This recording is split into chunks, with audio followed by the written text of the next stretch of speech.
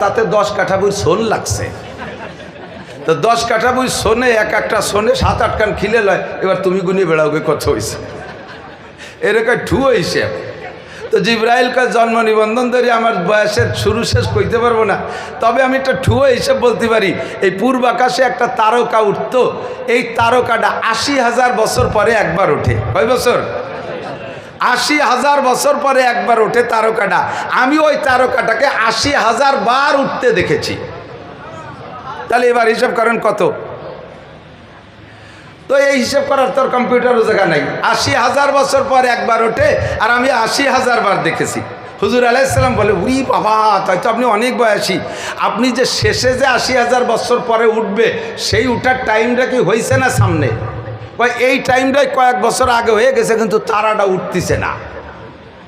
শেষের 80,000-এর মাথায় যে উঠবে, এই টাইমটা কয়েক বছর আগে হয়ে গেছে, কিন্তু তারাটা উঠতেছে না। আমার তো ভয় হচ্ছে কি কিয়ামত হবে নাকি। হুজুর বললেন, আসেন পিছনে আসেন। পিছনে ডাইকে নিয়া হুজুর বলেন, আমার জামা উঠান, গেঞ্জি উঠান। জামা উঠাইছে, গেঞ্জি উঠাইছে, দেখে পিঠের মাঝখানে কবুতরের ডিমের মতো সাদা একটা চিহ্ন, একটা আকৃতি।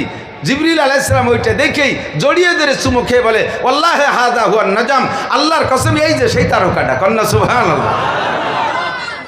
আল্লাহর কসম এই যে সেই তারকাটা। এটা উঠার কথা ছিল আরো কয়েক বছর আগে, এই পিঠি চলে আসছে বিধায় আকাশে ওঠে নাই। হুজুর বললেন, ওয়াল্লাহি আনা হুয়া, আল্লাহর কসম আমি সেই 80,000 বার উঠা তারকাটা। তা আপনি কয়বার দেখছেন? কয়টার? আমি 80,000 বার দেখছি। হুজুর বলেন, জিব্রাইল আপনি দেখার আগেও আমি 80,000 বার উঠছি। এবার আপনি ছোট কাকা না বড় কাকা কন?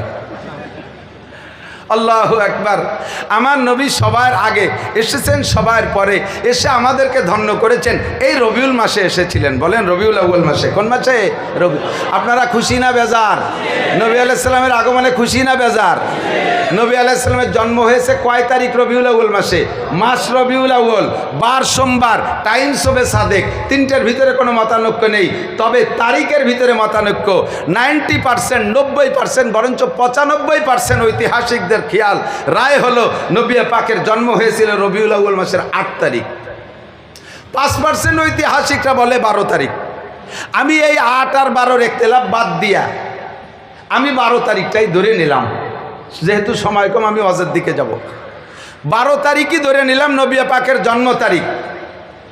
এই 8 আর 12 নিয়ে জন্ম তারিখের মধ্যে ইখতিলাফ আর মতানৈক্য, কিন্তু মৃত্যু হয়েছে 12 তারিখের মধ্যে কোনো সন্দেহ কথা বলেন আছে? আপনার একটা ছেলে আজ থেকে 35 বছর আগে জানুয়ারি মাসের 1 তারিখে জন্ম নিয়েছে।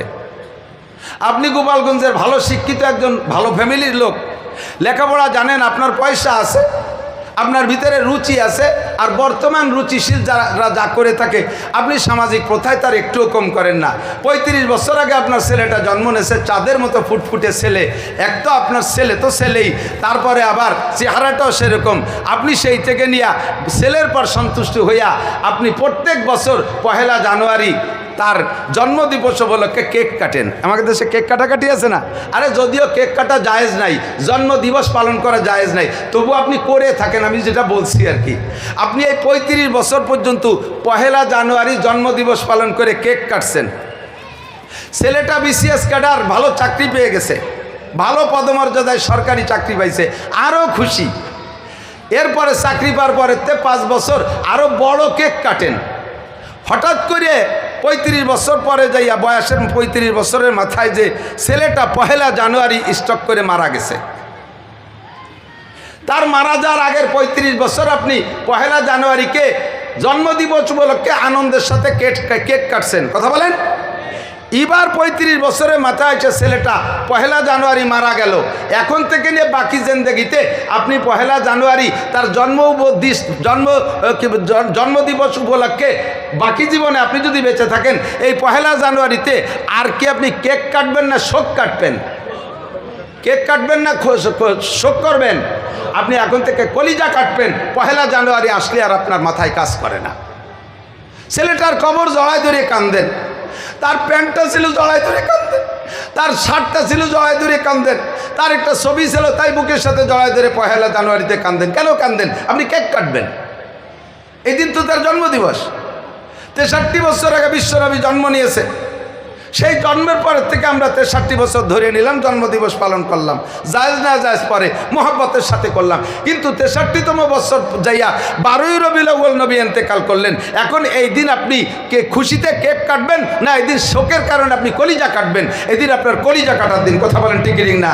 সাহাবায়ে কিরামও যে স্বভাব, আমারও সেই স্বভাব হতে হবে। আমি নবী পাককে ভালোবাসি আমার জীবনের চাইতে বেশি। কথা বলেন ঠিক কি না? হ্যাঁ মুসলমান, নবীকে যে নিজের জীবনের চাইতে বেশি ভালোবাসতে না পারবে সে লোকটা মুমিন হবে না।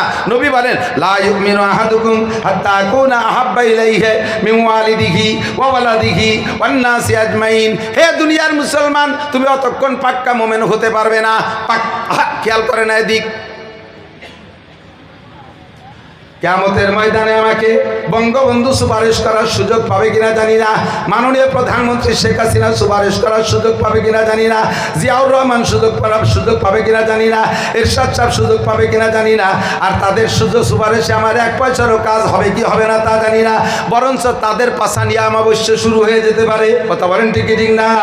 যেই ব্যক্তির সুপারিশ ছাড়া একটা পর্দে বসা আরও একজন মানুষও 1 কদম সামনে বাড়বেন না, জান্নাতে যাইতে পারবেন না, তিনি হলেন বিশ্বনবী মুহাম্মদুর রাসূলুল্লাহ সাল্লাল্লাহু আলাইহি ওয়াসাল্লাম। আমার নবী বলেন আমার সাথে যদি জান্নাতে যাইতে চাও, নবীর সাথে জান্নাতে যাইতে চান কে কে? আল্লাহ তুমি নসিব করে। হাত ঘুরে শেখা, ক্যামেরা ঘুরো, এই নয়ন ক্যামেরা ঘুরো, হাত দেখ, গোপালগঞ্জে গিয়ে হাত দেখ। একটু তাকবীর হবে, বলবেন তো ইনশাআল্লাহ? নারায়ে তাকবীর। আল কোরআনের আলো, আল হাদিসের আলো, আল্লাহ রসুল যেখানে, কুরআন সুন্নাহ যেখানে, আলেম উলামা যেখানে, আলেম নাই যেই দলে, কুরআন নাই যেই দলে, বিশ্বনবীর শত্রুরা, বিশ্বনবীর শত্রুরা, ইহুদিদের দালালরা বিশ্বনবীর অপমানকারীর 2 গালে, ভারতের ঠাকুরের 2 গালে। নারায়ে তাকবীর। জাযাকুমুল্লাহ। আল্লাহ তাআলা এই হাতগুলোকে কাবার গায়ে পৌঁছায় দিক।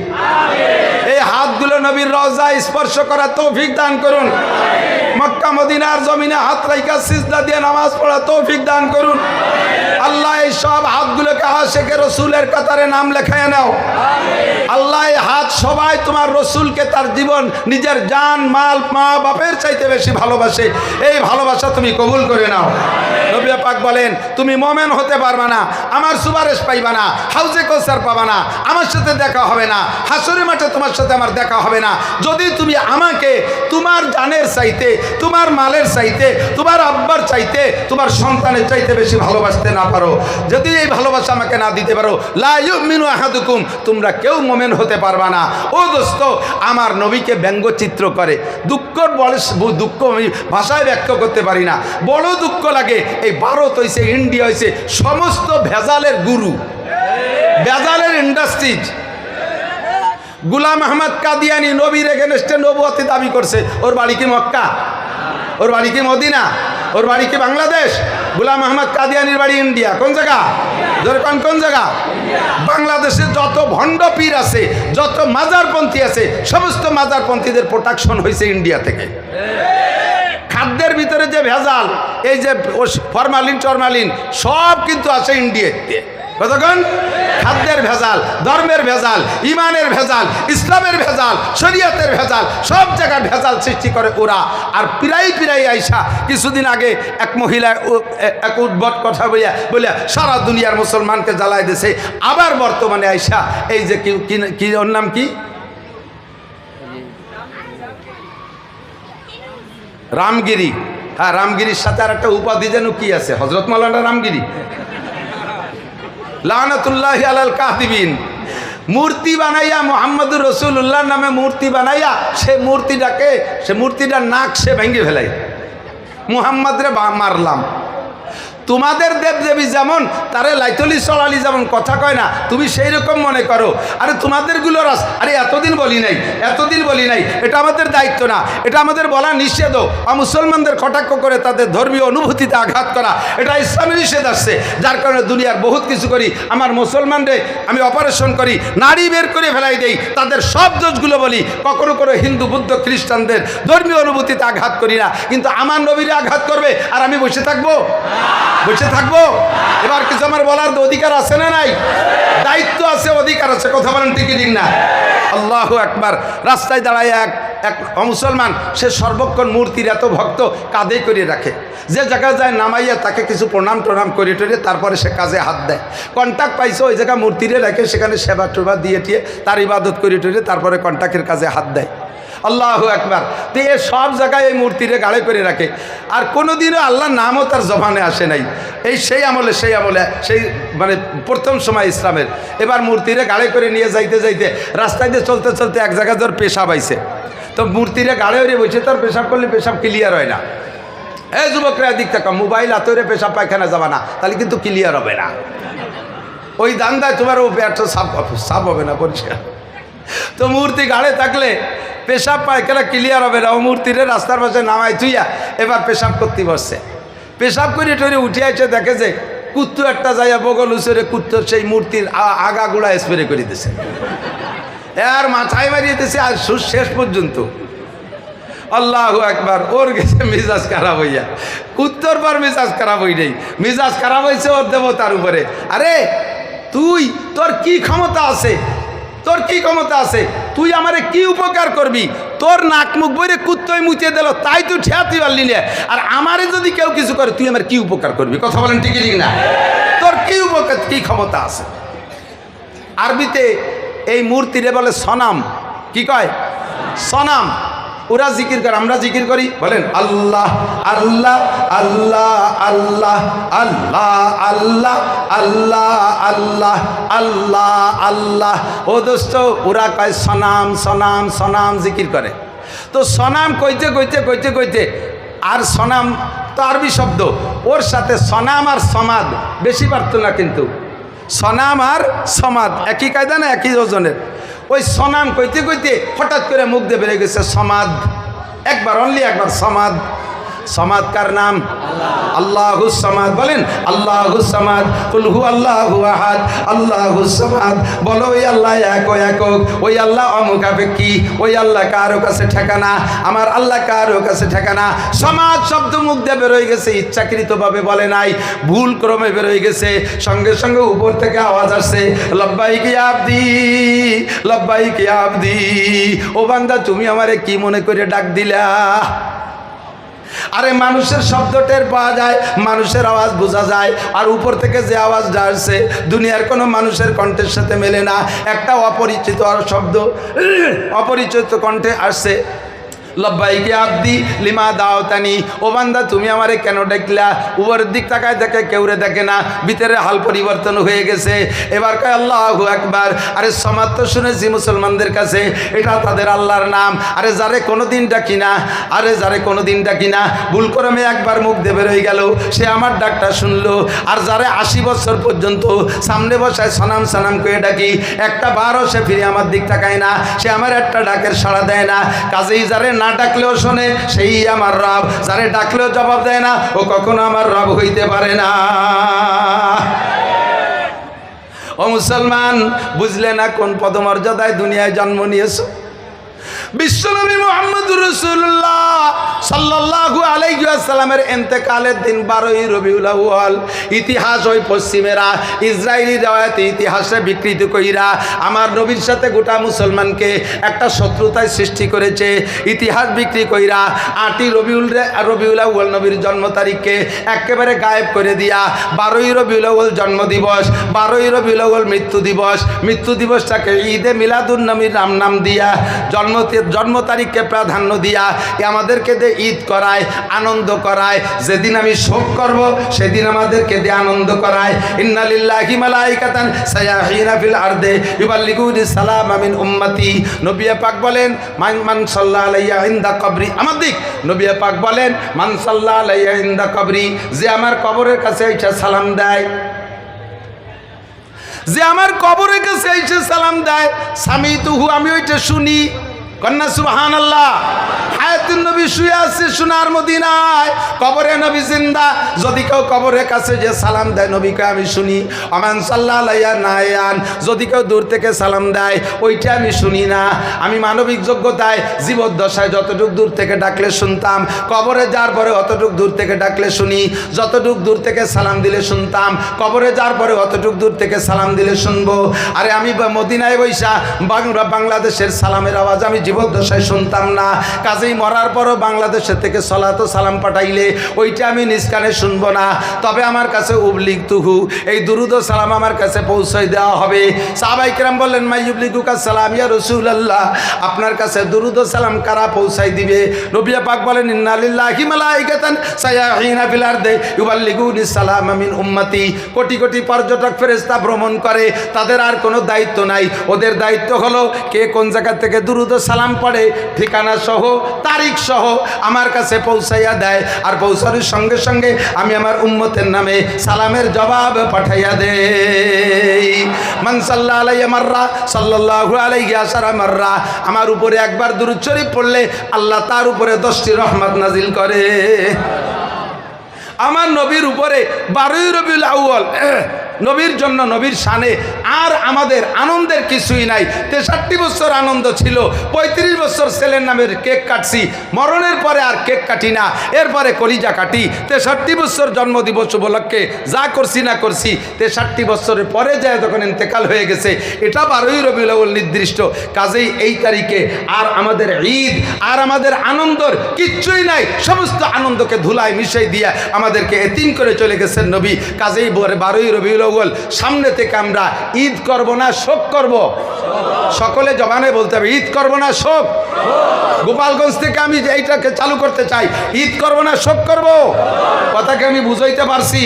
যদি বুঝে থাকেন তাহলে সামনের থেকে ইনশাল্লাহ সিদ্ধান্ত এভাবেই আসবে। এই মাসের জুমার দিনের পরে সপ্তাহের প্রথম রাত। আজকে আপনারা বড় বড় উলামায়ে কেরাম পেয়েছেন, বড় বড় উলামায়ে কেরাম পেয়েছেন, বলেন না আলহামদুলিল্লাহ। আমি বড় না, আমি তো ঘর কি মুরগি ডাল বরাবর। যাদের পাইছেন তারা অনেক বড়। এরা কিভাবে সংগ্রহ করছে জানি না। আমি তো বক্তা মানুষ, সব বক্তাকে সাথে ওয়াজ করি, অথচ এদেরকে আমি আমার মাদ্রাসায় সংগ্রহ করতে পারি নাই। ইমাম সাহেবকে এবং মাদ্রাসার বড় হুজুরকে আমি অসংখ্য ধন্যবাদ জানাই। বাকি একটা কথা মনে রাখতে হবে, একটা কথা মনে রাখতে হবে, আল হক্কু মুররুন, হক জিনিস একটু তিতে হয়। যে ঔষধগুলো তিতে বেশি ওই ঔষধগুলোর কাজ বেশি, আর কাজের ওষুধে তিতেও একটু বেশি হয়। কথা কন ঠিক না? তাই বলে কি তিতে ওষুধ হলেই খাবেন না নাকি? তাহলে তো মরবেন, বাঁচতে পারবেন না। মনে রাখতে হবে আমরা গোপালগঞ্জে আমাদের আদর্শ, ইসলামী আদর্শর গুরু হলেন সজদ শাহ হুজুর রহমতুল্লাহ আলাইহি, ঠিক না? আমাদের ধর্মীয় গুরু কে? শামসুল হক ফরিদপুরি। একটু বলেন না, শামসুল হক ফরিদপুরি রহমতুল্লাহ আলাইহি, তাই তো নাকি বলেন? উনি আসছেন বিদায় এত মাদ্রাসা আল্লাহ পাক আমাদেরকে দিয়েছে। কত মাদ্রাসা পাইছেন জানেন? গোপালগঞ্জ জেলায় 5 থানায় মহিলা এবং পুরুষ মাদ্রাসা দিয়া টাইটেল পর্যন্ত সরকার যাকে এর মান দিয়েছে, এই টাইটেল পর্যন্ত মাদ্রাসা 30টেরও বেশি। একমাত্র ঢাকা জেলা ছাড়া বাংলাদেশের কোনো লোকাল জেলায় এত দাওরায়ে হাদিস মাদ্রাসা নাই। এর ওসিলায়, মাদ্রাসার ওসিলায় উলামায়ে কেরামদের বিচরণের কারণে শিরিক, কুফর আর বেদাত, মাজার পূজা, মাজারে ফুল দেওয়া, মাজারে মোমবাতি দেওয়া, কবরে সিজদা দেওয়া আমার গোপালগঞ্জের জনগণ করে না। কথা বলেন ঠিক না? অনেক বেদাত থেকে আমরা উঠে আসতে সক্ষম হয়েছি। আমাদের ধর্মীয় গুরু শামসুল হক ফরিদপুরি রহমতুল্লাহ আলাইহি। আমরা এই মর্যাদা রক্ষার্থে একটা জিনিস খেয়াল রাখবো। নবী পাক সাল্লাল্লাহু আলাইহি ওয়াসাল্লাম বলেন, হে মুসলমানরা এদিক তাকান, মান কানা ইউমিনু বিল্লাহি ওয়াল ইয়াউমিল আখির ফালইউকরিম জাইফা। তুমি যদি আল্লাহকে বিশ্বাস করো, মান কানা ইউমিনু বিল্লাহি, যদি কি আল্লাহকে বিশ্বাস করো, ওয়াল ইয়াউমিল আখির, আর আখিরাতকে বিশ্বাস করেন। এ ভাই, আল্লাহ আছে, আখিরাত হবে, পুলসিরাত হবে, মিজান হবে, ময়দানে মাহশার হবে, হিসাব নিকাশ দেওয়া লাগবে। অন্তর থেকে বলতেছেন? একবারে খালেস দিল থেকে বলতেছেন আল্লাহর সামনে দাঁড়াইয়া 4টি ইমিগ্রেশনের জবাব দেওয়া লাগবে, এই কথায় যদি তুমি বিশ্বাসী হও তাহলে তুমি একটা কথা মনে রাখবা, ফাল ইউক্রিম জাইফা, তুমি তোমার মেহমানকে পর্যাপ্ত মেহমানদারি করবা।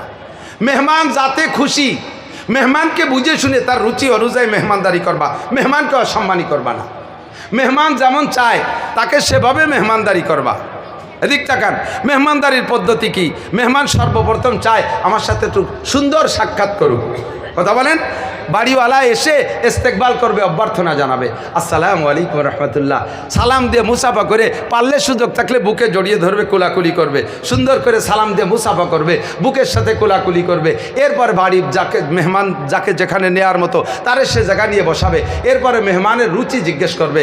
এখন আপনি বেতাকাল্লুফ কোনো বানাউট ছাড়া আপনি বলেন আপনার রুচিতে কি চায়। এইভাবে হযরত ইব্রাহিম খলিলুল্লাহ আলাইহিস সালাতু ওয়াস সালাম একটা গল্প আমার মনে পড়ে গেছে।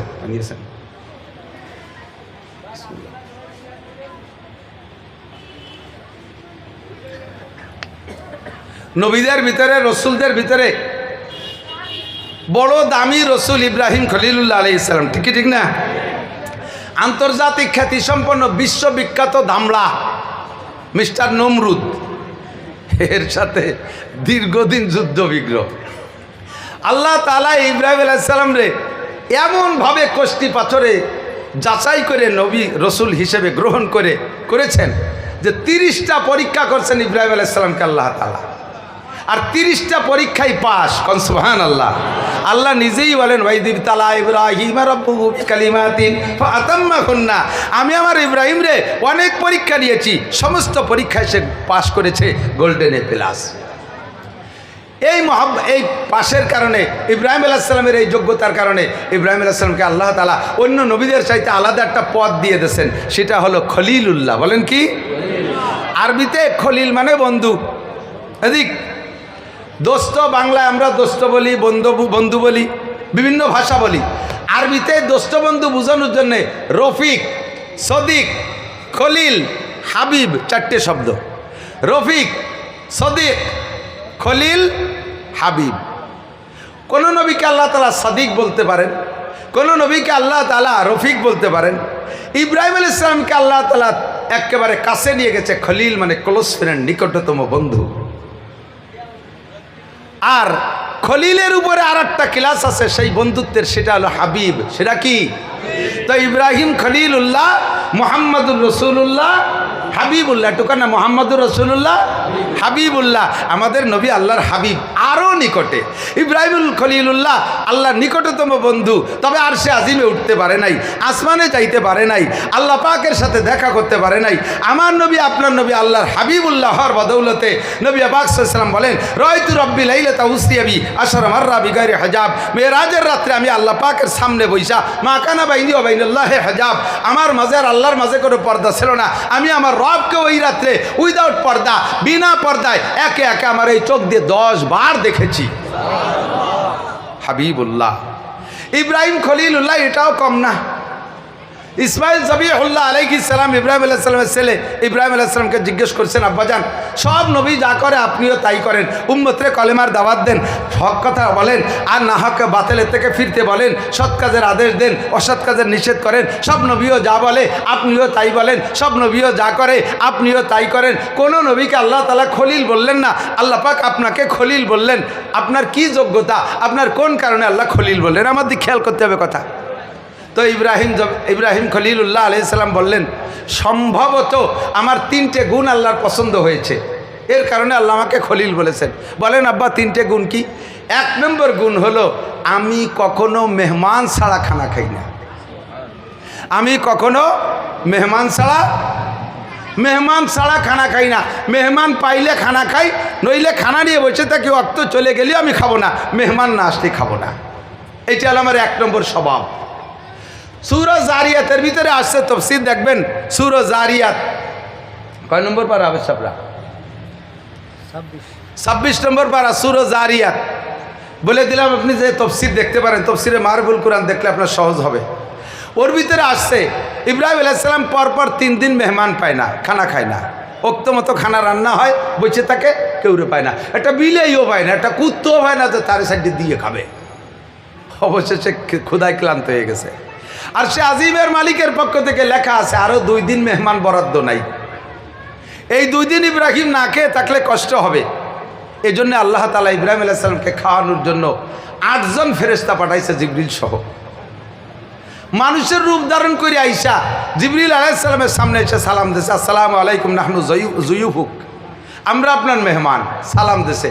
ইব্রাহিম আলাইহিস সালাম খুশিতে একেবারে আত্মহারা হয়ে গেছে। তাহলে আজকে খেতে পারবো, মেহমান আসছে, আমি মেহমান নিয়ে খানা খাবো, বড় খুশি।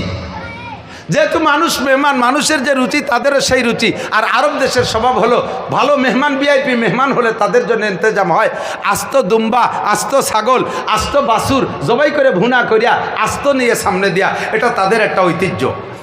আমাদের দেশে যেমন বিরিয়ানি পোলাও ঐতিহ্য। তো ওই আস্ত গরু দেবে বিদায়, ছাগল নাই ঘরে, গোয়ালি যাইয়া দৌড়ে যে মুহূর্তের ভিতরে বাছুর একটা জবই দিয়ে শুইলে স্ত্রীকে দেশে তাড়াতাড়ি ভুনা করে দাও। মুহূর্তের ভিতরে অল্পক্ষণের ভিতরে নবী আলা মৌজেজা, অল্পক্ষণের ভিতরে ভুনা হয়ে গেছে, মেহমানদেরকে সামনে দিয়েছে, নিয়ে সামনে করে নিয়ে বসছেন। উনি তো ক্ষুধার্ত, উনার দিক দিয়ে উনি খায়, উনি খেয়ে যাচ্ছে, নিচে হয়ে উনি খেয়েই যাচ্ছে। মেহমানরা বাছুরির গায়ে হাত দেয়,